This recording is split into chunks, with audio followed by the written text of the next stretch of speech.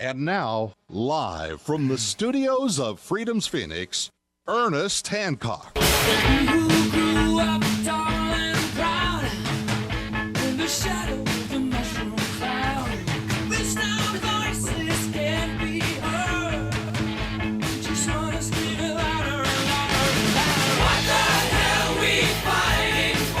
Yeah, what are we fighting for here on Declare Your Independence with me, Ernest Hancock, each and every day on the LRN.FM network from Phoenix, Arizona, from the studios of Freedom with an S, freedomsphoenix.com. Oh yeah, Saturday, man, we had all the guys here. We moved almost everything out except for the video and audio studios. And that'll be done by the end of the month, and then we're going to be broadcasting from the farm.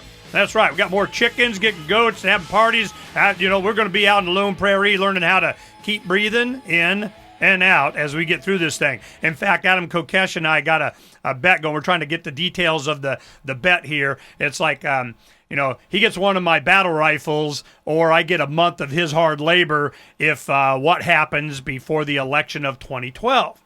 And I'm going, man, there's going to be some big stuff happening. And he's like, what? So we're setting it, we're kind of working on it now is like, what happened for any political reason, not for a football game or something, for any political reason, 10 million people take to the streets on one day in America.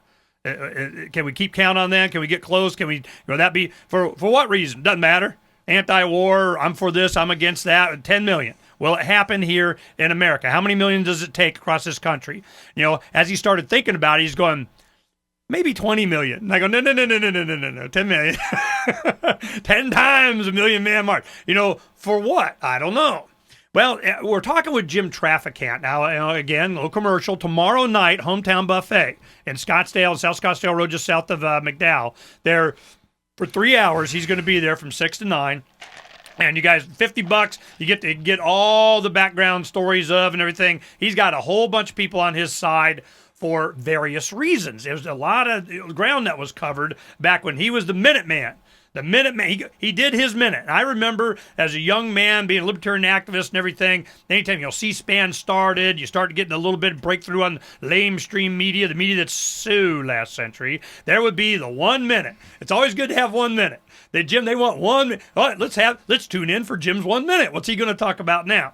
But first, we got his view on the drug situation. Yeah, there's a role for government. There's certainly a role for federal government. We can kind of control it. My opinion is you're just creating markets, that wouldn't normally exist there. But, let's get past that. Now we're going to law enforcement. How in the heck did you make the transition from being drug rehabilitation, all of a sudden you're county sheriff? Well, how did that come about? Well, I saw the hypocrisy to it, and I saw the real problem where, drugs were so available. I thought, number one, I could slow down that phenomenon, certainly on hard drugs, and I could be a force to help, understanding the issue quite well.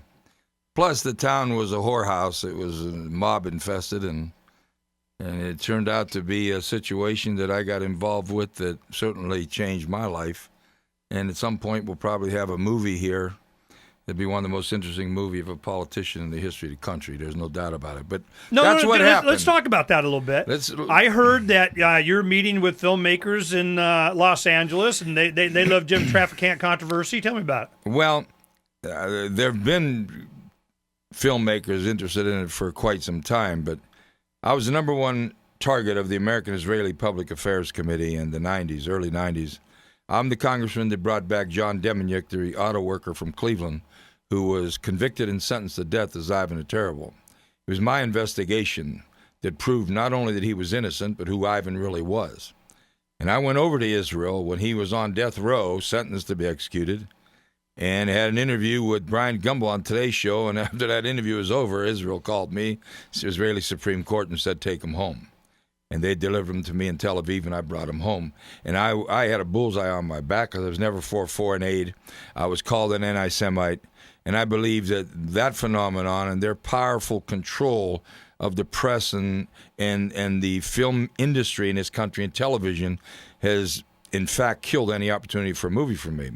My story, not because it's me, it's probably one of the most interesting you'll find anywhere.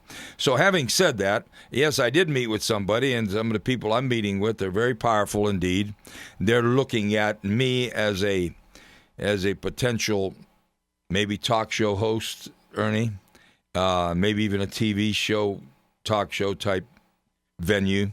And I don't know what's going to happen, but I've met with people before about that movie, and they all want it because that first trial of mine where I beat the federal government, and I'm very proud of this. I'm the only American in history, the country. No, you need a TV miniseries. To defeat the U.S. Justice Department in a RICO trial, pro se, without being an attorney, full jury verdict, 2-month trial. They couldn't live with that, Ernie.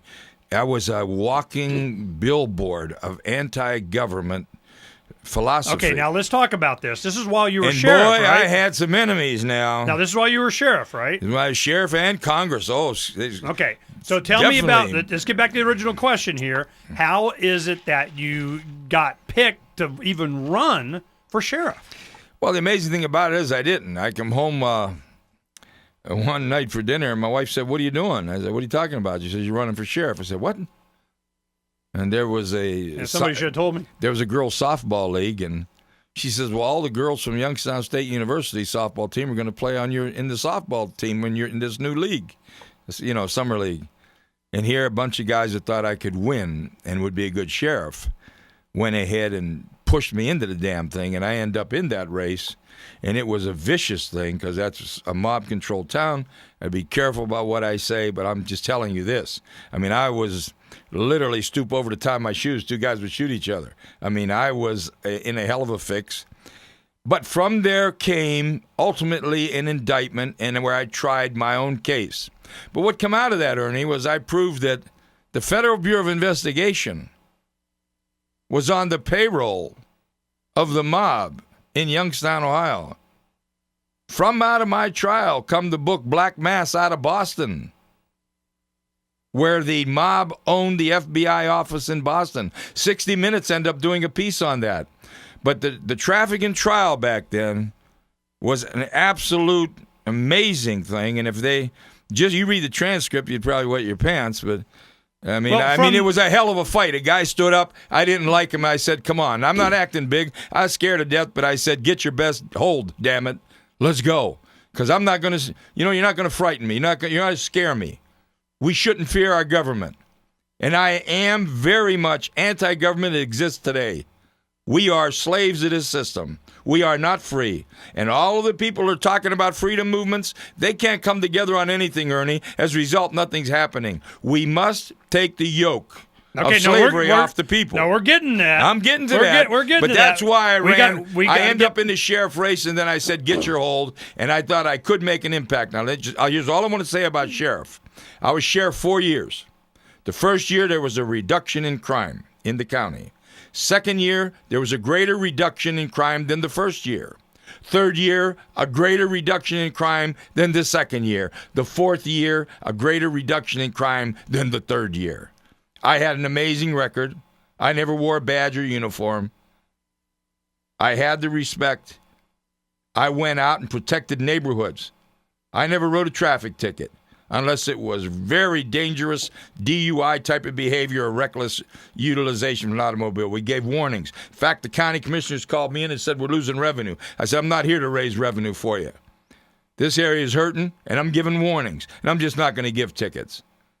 That's the way it was. I took care of the people. Well, what brought about you not signing off for foreclosures? How did that come about? Ernie, if you remember back there in the early 80s, we had a downturn in the economy. Now, the area I'm from, the Youngstown, Ohio area, we were known for steel production. Well, over a 1-weekend period, we lost 55,000 union steelworker jobs, high-paying jobs. They were devastated, and all of a sudden the foreclosures came down hand over fist, sort of like what we're seeing here. And one of the things I'm doing here is meeting with people, because I was the author of some of the foreclosure law passed in the 98 tax reform bill, IRS reform bill. In fact, I'm the author of the burden of proof change in that reform bill, which very few people know. And I want to get into that with you because we're talking freedom. Foreclosures. From the other side, on the street, with somebody standing there, not going to do it, then becomes congressman, has something to say about it. See, we're progressing. We'll get through to the president as we go along on the show. You stay right there.